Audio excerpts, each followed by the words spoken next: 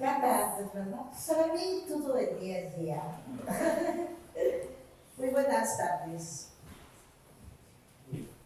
Justo cuando vemos ese tema, lo primero que llega a nuestra mente es ¿qué es eso de acoso? ¿Qué es eso de dignificación? ¿Y qué es eso de persona?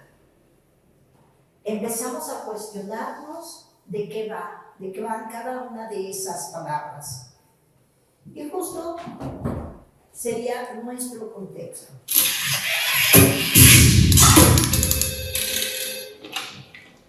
Sigue. Soy Raquel, de recepción. Dime, guapa. Acaba de llegar una chica y dice que quiere una entrevista. Ah, sí, dile que voy enseguida. Perfecto. Oye, Raquel, ¿cuándo aceptarás que te invite a una copa o una noche de estas? Un día de estos.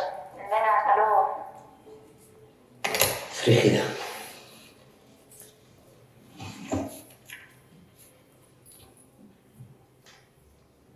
¿Por qué coño no pondrán la foto?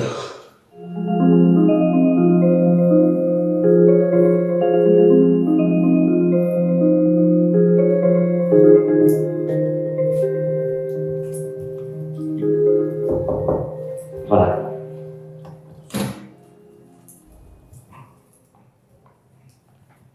Buenos días.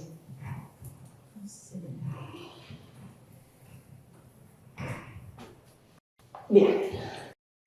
Para no andarnos por las ramas, tu currículum no está mal. Formación cualificada, experiencia. ¿Por qué no has puesto tu foto?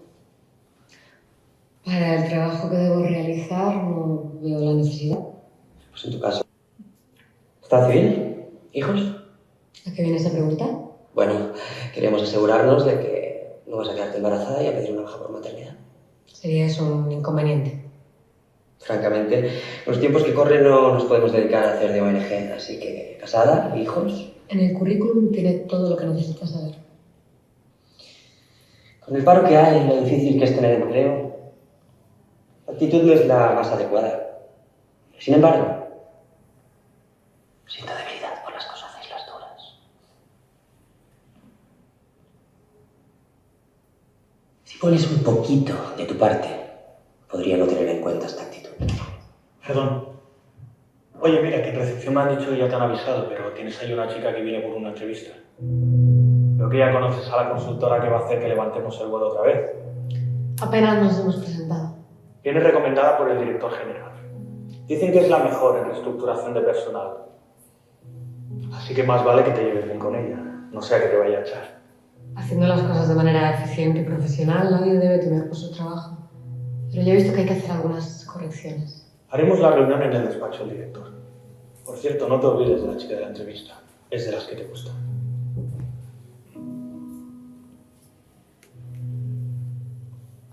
Con lo de paro que hay y lo difícil que es tener un empleo, tu actitud no es la más adecuada. Pero si pones un poquito de tu parte, podría no tenerlo en cuenta.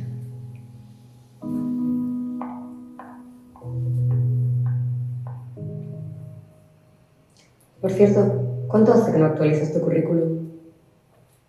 Y justo la palabra acoso tiene una connotación de afectación a la persona en diferentes niveles, el acoso sexual o el acoso laboral. El acoso laboral no tiene que ver con una situación sexual, sino te doy diferentes tipos de trabajo, hago que, por ejemplo, estés en el espacio que nadie quiere, o ya vi que eres un cocinero o una cocinera que hace bien algún guiso y te doy el sartén que no tiene teflón, por ejemplo. Entonces tenemos este acoso laboral que no tiene connotación sexual y este acoso sexual que es como el que acabamos de ver.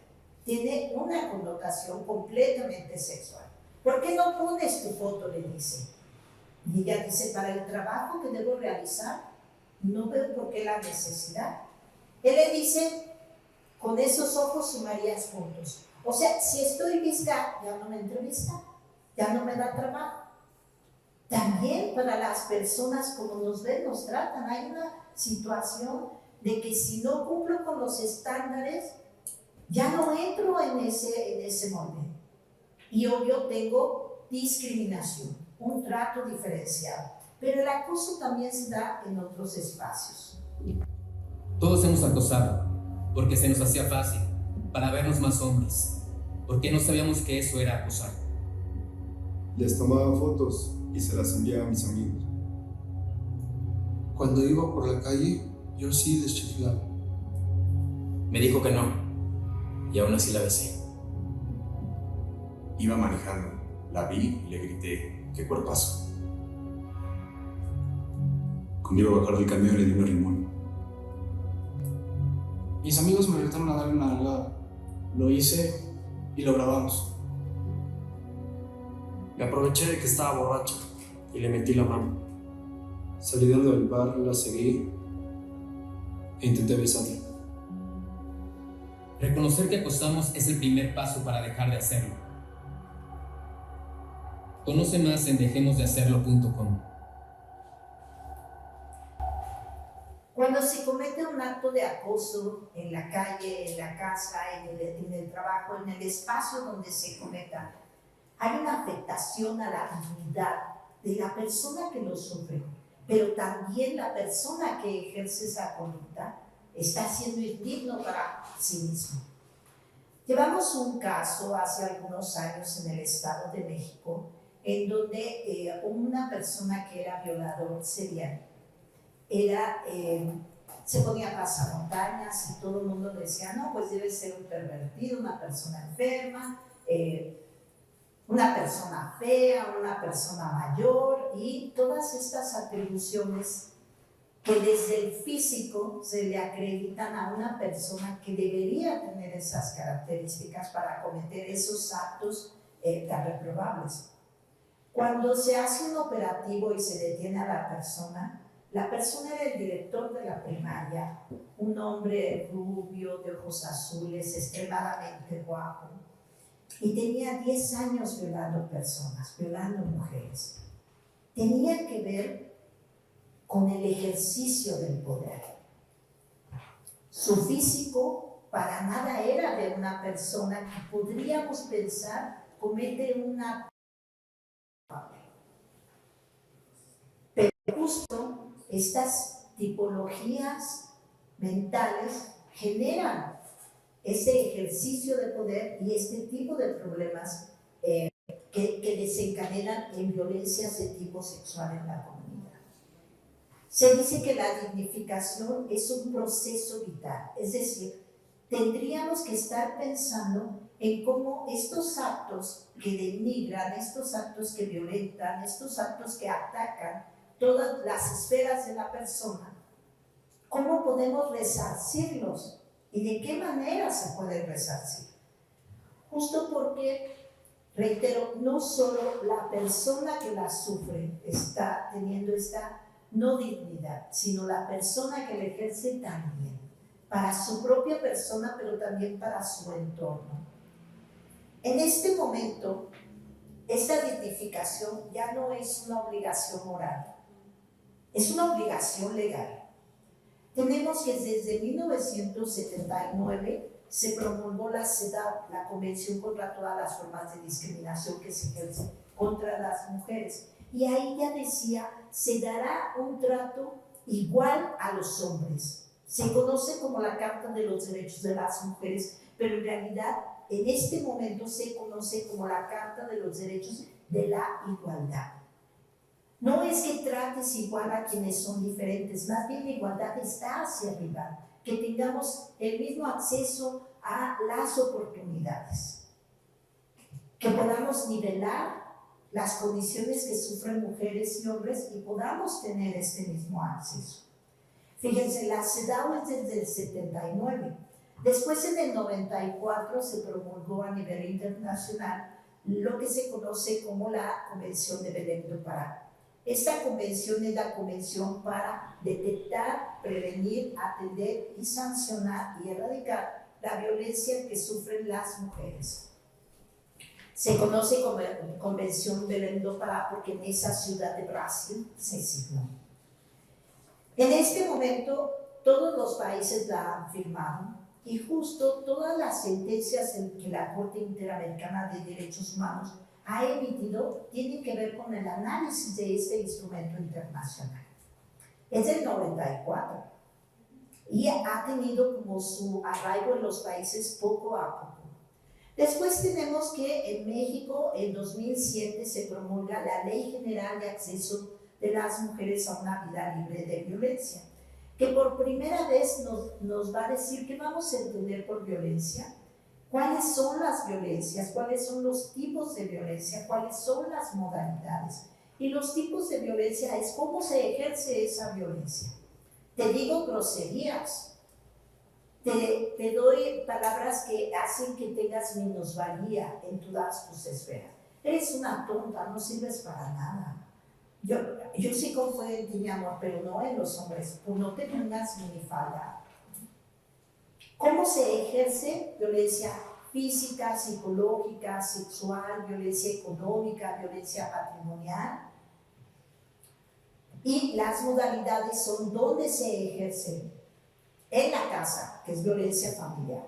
En el trabajo, fíjense, va de mayor incidencia. En la casa, en el trabajo y la escuela, que son lugares que después de la casa estamos más tiempo.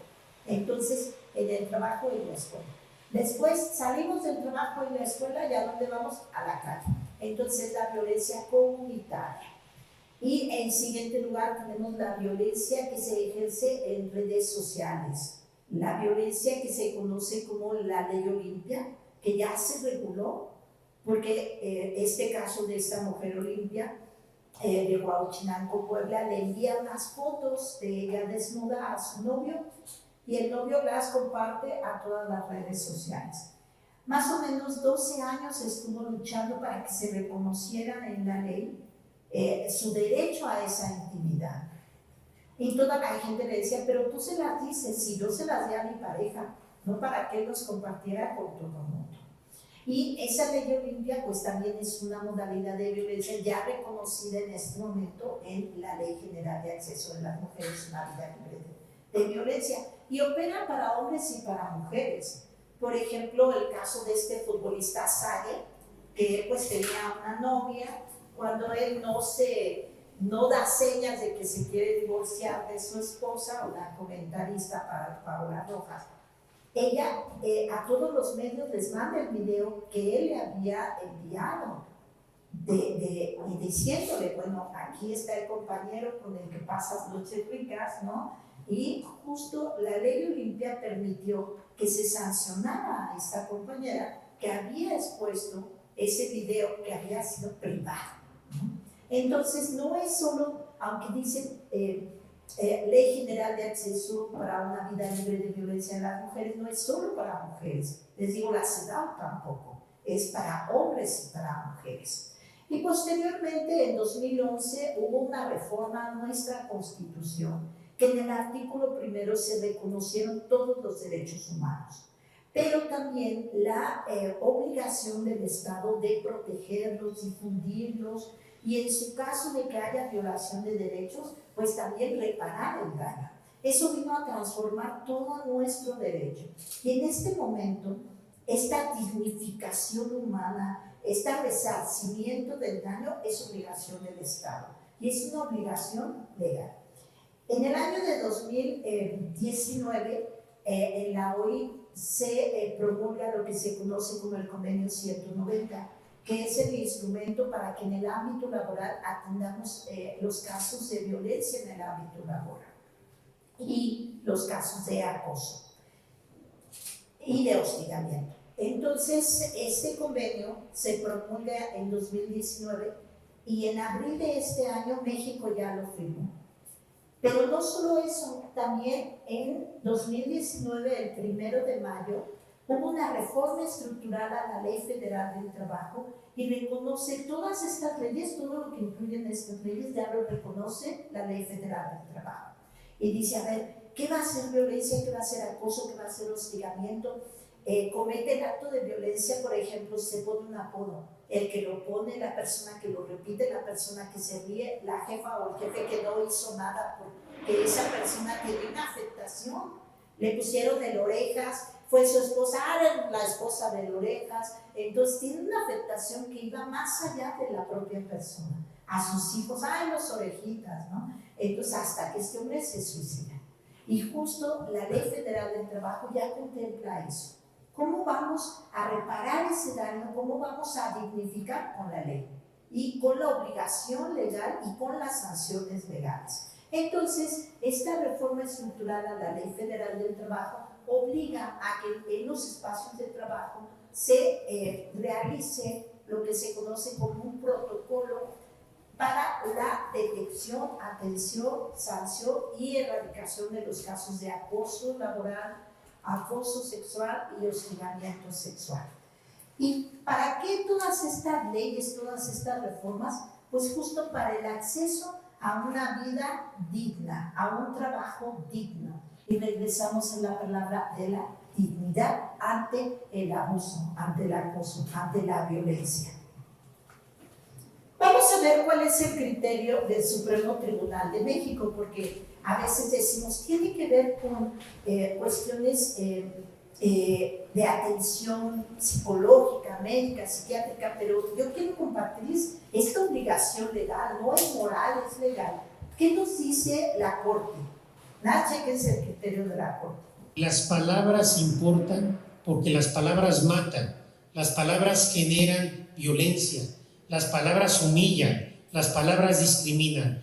Por eso la Suprema Corte Mexicana ha dicho que el discurso de odio no está protegido por la Constitución. Y un discurso de odio es el discurso machista, el discurso que humilla y genera en la mujer como si fuera un objeto de pertenencia de los hombres del cual podemos usar con absoluta libertad. Este discurso machista tiene que ser combatido de manera decidida, porque es a partir de ese discurso, de esos estereotipos, en que los hombres nos sentimos con derecho de abusar de la mujer. Si una mujer fue violada, no ponemos el énfasis en el violador, sino si la mujer estaba alcoholizada, si usaba minifalda y qué hacía fuera de su casa a las 10 u 11 de la noche. Ese discurso genera violencia y tenemos que acabar con él. Pero esas violencias son en contra de mujeres y de hombres. Es una cuestión de personas. Y justo cuando hablamos de este trato igualitario, de esta dignificación de las personas, es entender también a las personas que están cometiendo estos actos. Yo he atendido hombres que ejercen violencia que dicen, ¿sabe qué, doctora? A mí me hacían eso y lo odiaba y yo juré que no lo iba a volver a hacer. Pero no sé responder de otra forma. Y me odio y no quiero estar ahí. Y justo este resarcimiento emocional con esta salud mental, con estos espacios de apoyo psicoterapéutico, es lo que puede brindar este acceso a esta dignidad, a esta dignificación. Pero ¿cuáles son los tipos y modalidades de violencia? Ya hace rato se los comentaba, familiar, laboral y docente, en la comunidad, digital, institucional, y la violencia en su más grande expresión es el feminicidio. Los tipos psicológica, física, patrimonial, económica y sexual. El patrimonio es una extensión mía. Tu teléfono celular, ¿no me quieres dar tu clave? Bueno, pues lo abierto y lo destruyo. Es una extensión, es el patrimonio, es tuyo. Tenía una clienta que todas las noches no podía dormir. Y dice, doctora, ¿sabe? Tengo un poquito de cabello, pero ya vi que con el Styler, que es un cepillo, ¿no? Un cepillo eléctrico, se me va a hacer mucho cabello. Trabaja, ahorra y total que se compra su cepillo eléctrico. Llega el compañero y ¿qué hace él? Sí, tu cepillo, y se lo rompe. Esa forma de violencia no solo atacó el momento, sino atacó lo que ella había hecho como propuesta, como prospecto de vida para ese aparato. Voy a tener el pelo así bien peinado, grande, voy a verme bonita, ¿no? Ella le había generado esas expectativas a ese aparato. Pero pasa también muy similar, por ejemplo, es que amas tu carro, ¿no? Ah, bueno, pues entonces como no llegaste en la mañana, pues casualmente blanquito, tu carro negrito, pues tiene un rayoncito blanquito, ¿no? Casualmente. O te fuiste a tomar en la noche, ah, pues todo seco, agua de sandía, ¿no? Dice que hasta se puede ver pues, agua de sandía y todo seco. Son personas, somos personas. Y saben, así nos han enseñado a convivir, a compartir. La violencia está convalidada, está validada, incluso se espera que actúes de manera violenta. No es que me reclamó tal persona, ¿y qué le dijiste? No, pues nada. No, le hubieras dicho, le hubieras reclamado, si eres hombre te hubieras parado y lo hubieras golpeado, ¿no? Se espera que reaccionemos de esa forma. Y justo toda esta sinergia internacional diseñó formas no violentas de resolver los conflictos. Y hay todo un marco legal que te dice, no lo hagas, ya está prohibido, no puedes seguir violentando. Vamos a ver algunas de las formas de esta violencia, de este tipo de acoso en el ámbito laboral, porque me gusta mucho este video porque nos puntualiza qué acciones pueden ser acoso sexual.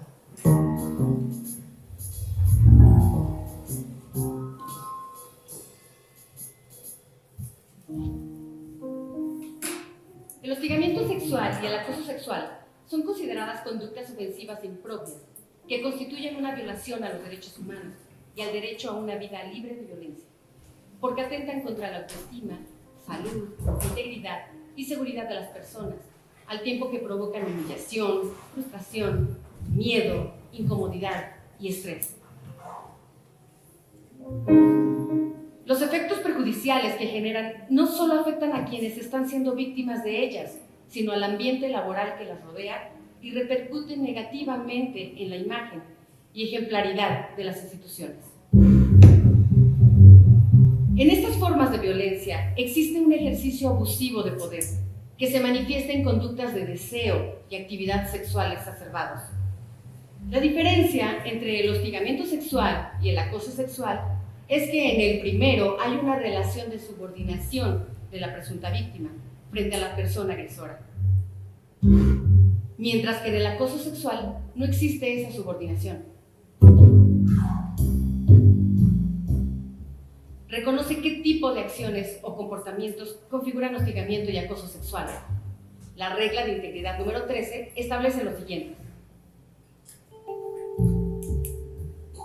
realizar señas sexuales con las manos o con el cuerpo, tener contacto físico sugestivo como tocamientos, abrazos, besos, manoseo y jalones sin el consentimiento de la otra persona, dar regalos o preferencias indebidas a cambio de favores de índole sexual, tener conductas dominantes, agresivas, intimidatorias u hostiles hacia alguien para satisfacer deseos sexuales, espiar a una persona mientras se cambia de ropa o está en el sanitario, condicionar la obtención o permanencia de un empleo a cambio de aceptar proposiciones de carácter sexual, imponer actividades que no competen al puesto o aplicar medidas disciplinarias en represalia por rechazar propuestas sexuales, condicionar la prestación de un trámite o servicio público a cambio de favores sexuales, hacer comentarios, burlas, piropos o bromas con connotación lasciva sobre la apariencia de alguien o sobre su vida sexual o la de terceras personas,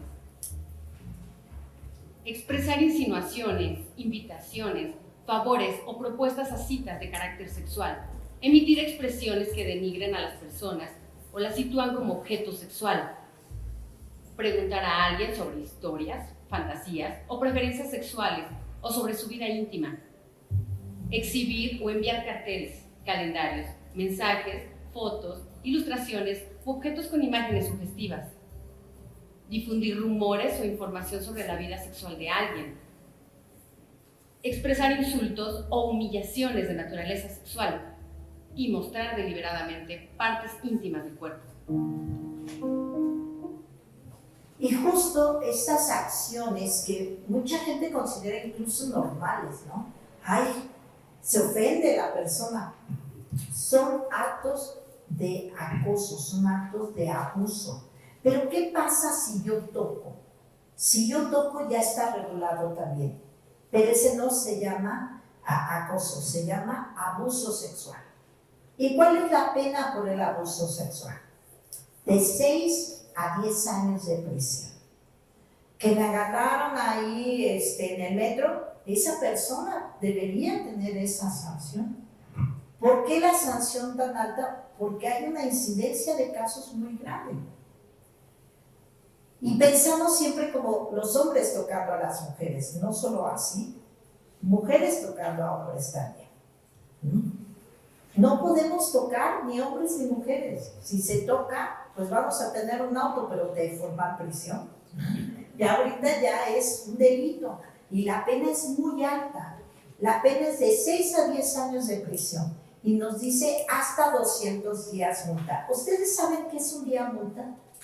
¿Han pensado en qué sería un día multa? Casi todo el mundo dice, pues un día multa es el salario mínimo o la unidad de medidas que ya es más baja que el salario mínimo. Y no, un día multa es una pena, es una sanción cuando se comete un delito. Cuando se comete un delito generalmente hay 2 sanciones. Una que es privativa de libertad y la otra que es pecuniaria, que es de dineros. Y en otro lado tenemos la reparación del daño. Son 3 cosas diferentes, pero para el Estado estas 2. La reparación del daño es para la víctima. El día multa se saca de lo que tú declaras cuando te mandan tu citatorio, que tienes que venir porque se te está imputando un delito y te declaran. Tú ahí te van a preguntar cuál es tu nombre, si tienes un apodo, qué edad tienes y así, en qué trabajas. Y te van a preguntar cuál es tu salario mensual, cuál es tu ingreso mensual. El salario que tú digas, a partir de ahí se divide en 30 y ese es tu día multa. Yo fui Ministerio Público aquí en México y todo el mundo decía que ganaba un montón, le daba pena decir que no ganaba mucho y así, pero ese es su ingreso mensual, así para que le bajaran, ¿no? No, 30,000, ¿no? Y ahorita estoy dando aquí mismo un curso para peritos y MPs y dicen, sí, cierto, doctora, todos declaran 30,000. Bueno, cuando se individualiza la pena, de esos 30,000 que yo declaré que gano, lo divido entre 30 y mi día multa es 1,000 pesos.